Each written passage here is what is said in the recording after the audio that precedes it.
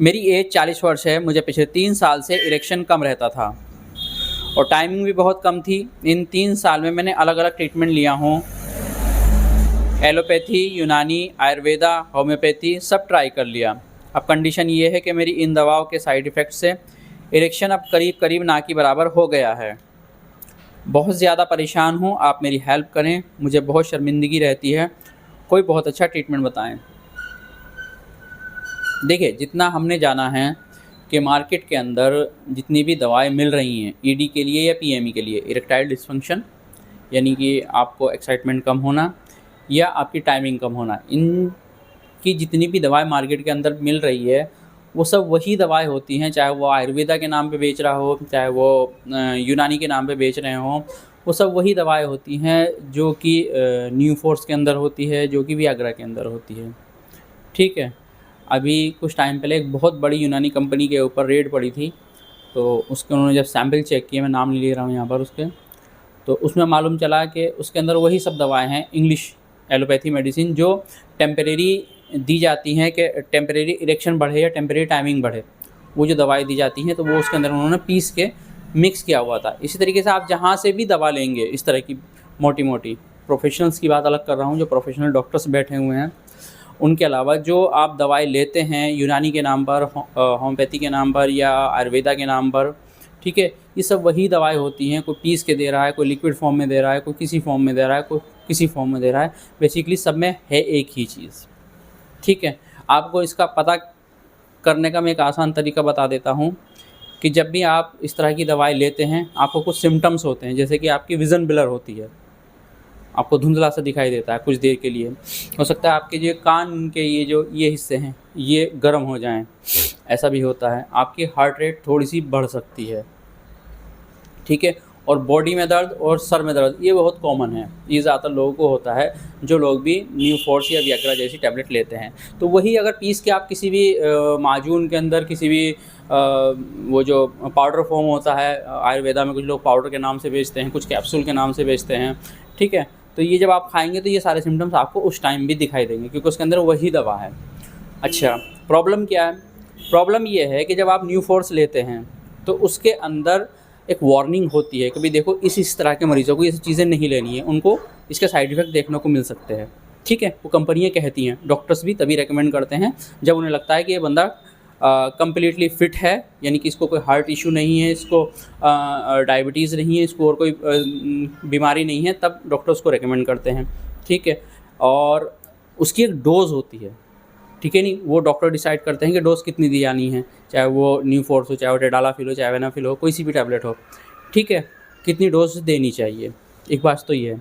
दूसरी बात ये होती है कि इन दवाओं का प्रॉब्लम ये है कि शुरू में तो आपको इनसे अच्छे रिज़ल्ट मिलते हैं, लेकिन जब आप इनको रेगुलर बेस पर लेना शुरू कर देते हैं 3 दिन में, 4 दिन में, 8 दिन में, 15 दिन में, तो धीरे धीरे इनका असर ख़त्म होने लगता है और आपको बड़ी डोज चाहिए होती है। ठीक है ना। और एक टाइम ऐसा आता है कि आप फाइनल डोज भी खा चुके होते हैं, जैसे टेडालाफिल की 20 mg फाइनल डोज है या न्यू फोर्स की 100 mg फाइनल डोज है, और आपसे उससे भी आपको इरेक्शन नहीं होता है, जैसे इन भाई साहब के केस में हुआ है कि अब उनका इरेक्शन ना के बराबर हो गया है। तो आप कम्प्लीटली इम्पोटेंस हो सकते हैं इन दवाओं से। अब हो क्या रहा है कि जो कैप्सूल फॉर्म में देते हैं पीस कर या माजून फॉर्म में वो देते हैं, उसमें ना तो डोज सिक्योर होती है कि कितनी डोज चली गई। ठीक है, पहला नुकसान तो ये होता है। दूसरा बात कि आप उसे बेफिक्र होकर खा रहे हैं आयुर्वेदा के नाम पर कि भाई इसका तो कोई साइड इफ़ेक्ट है नहीं और प्रॉब्लम्स आ रहे हैं आपको बाद में। तो मेरा मशवरा है कि इस तरह की दवाई से आप दूर ही रहें। रही बात कि आपको इस तरह की प्रॉब्लम हो गई है, अब जो है आपको कैसे खुद को ठीक करना है, तो देखें, आपको चाहे ईडी है चाहे आपको पीएमई का प्रॉब्लम है, ये दोनों प्रॉब्लम साथ साथ चलती हैं। अगर किसी का इरेक्शन कम है तो उसकी टाइमिंग ऑटोमेटिकली कम हो जाएगी, अगर किसी की टाइमिंग कम है तो उसका इरेक्शन ऑटोमेटिकली कम होगा। ये बात बहुत कॉमन है, बहुत रेयर केस इस तरह के होते हैं कि किसी की टाइमिंग अच्छी है इरेक्शन कम है, किसी का इरेक्शन अच्छा है टाइमिंग कम है। ये बहुत रेयर होता है, मोस्टली दोनों प्रॉब्लम साथ साथ चलती हैं। ठीक है, इसलिए ट्रीटमेंट भी सेम होते हैं। तो देखें, ये दोनों प्रॉब्लम का जो कनेक्शन है वो आपकी डाइट और आपके लाइफस्टाइल से है। मैंने इस पर 2 वीडियो पहले बनाए हुए हैं कि डाइट में आपको क्या क्या लेना है। मैं इस बात को यहाँ पे दोहरा नहीं रहा हूँ, लेकिन एक बात बता रहा हूँ कि वो जो डाइट मैंने आपको बताई है, अगर आप उसको कर लेते हैं और लाइफस्टाइल जो मैंने बताया है आप उसको फॉलो कर लेते हैं। तीसरा, खाने में कुछ इस तरह के सप्लीमेंट हैं, जैसे केला है, तरबूज़ है, खजूर हैं, ठीक है, गाजर है, अनार है, पालक है। ये चीज़ें अगर अपनी डाइट के अंदर आप ऐड कर देते हैं, दही है, तो आपको बहुत अच्छे रिज़ल्ट मिल जाएंगे। और कुछ चीज़ों को अगर आप अपनी डाइट के अंदर से निकाल देते हैं, जैसे सॉफ्ट ड्रिंक्स, अल्कोहल से शुरू में तो अच्छे रिज़ल्ट मिलते हैं। बहुत सारे लोग कहते हैं कि भाई हमें अल्कोहल लेने से, शराब पीने से बेटर परफॉर्मेंस मिलती है, लेकिन ये शुरू में होता है, उसके बाद धीरे धीरे ख़त्म होता चला जाता है, ठीक है नहीं। तो गुटखा, सिगरेट, इस तरह की चीज़ें अगर आप धीरे धीरे ख़त्म करते चले जाते हैं, अपने जो आप ले रहे हैं इन सब चीज़ों को अगर आप इनको निकाल देते हैं, तो आपको बेटर से बेटर इम्प्रूवमेंट देखने को मिलेगा। रही बात ट्रीटमेंट की, ट्रीटमेंट हम आपको यहाँ पर वीडियो में नहीं बता सकते, क्योंकि जो कंपोजिशन इसके अंदर दिए जाते हैं उसमें कई सारी ऐसी चीज़ें हैं जो मैंने वीडियो के अंदर पहले भी बताई हुई। जैसे मैं एक मिसाल दे के बता देता हूँ, ज़ाफ़रान, जिसको आप लोग केसर के नाम से जानते हैं। अब इसकी जो डोज़ है वो पेशेंट की सारी कंडीशन, उसकी एज, उसकी मेडिकल हिस्ट्री देखने के बाद डिसाइड की जाती है कि ये ज़ाफ़रान कितनी मात्रा में देना है, ठीक है नहीं। ये अपने आप में बहुत ज़बरदस्त चीज़ होती है, लेकिन इसकी ओवरडोज़ बहुत ज़्यादा नुकसान दे सकती है, ठीक है नहीं। तो इसीलिए इस तरीके से वीडियो के अंदर इसका ट्रीटमेंट नहीं बताया जा सकता। मान के चलिए एक बंदे ने ट्रीटमेंट आपको बता दिया, कोई 40 प्लस है तो ले रहा है, कोई 20 प्लस है तो ले रहा है, कोई 50 प्लस है तो कोई ले रहा है, तो उसके कुछ और साइड इफ़ेक्ट देखने को मिल सकते हैं, ठीक है ना। इन चीज़ों का ध्यान रखिएगा।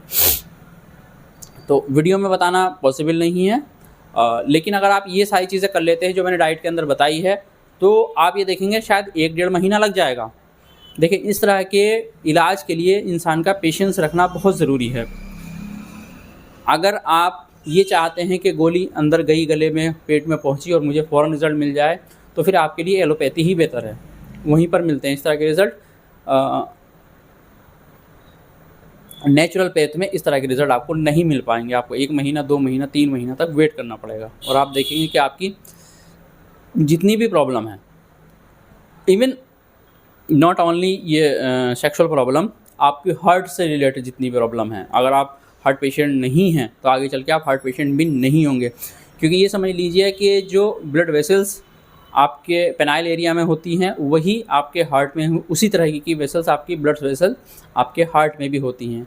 कहीं ना कहीं होता ये है कि चूँकि आपको इरेक्शन कम हो रहा है, तो वहाँ पर खून का जो दौरान है वो कम है, ठीक है नहीं। खून उतनी प्रेशर से नहीं जा पा रहा है जिसने प्रेशर से जाना चाहिए, ठीक है ना। इसलिए हम बताते हैं कि बहुत सारी चीज़ें ऐसी हैं खाने के अंदर जो आपके ब्लड फ्लो को बढ़ाती हैं। पेनिस के अंदर जो वेसल्स हैं, ब्लड वेसल्स, उसके अंदर ब्लड फ्लो को बढ़ाती है। मैंने पिछले वीडियो के अंदर ये बात बताई हुई है, ठीक है। तो आप इन सब को फॉलो करिए। पिछले वीडियो का मैं लिंक डाल दूँगा, आप उन दोनों वीडियो को वॉच कर लीजिएगा और धीरे धीरे आप देखेंगे आपकी सारी प्रॉब्लम इंशाल्लाह ख़त्म हो जाएगी।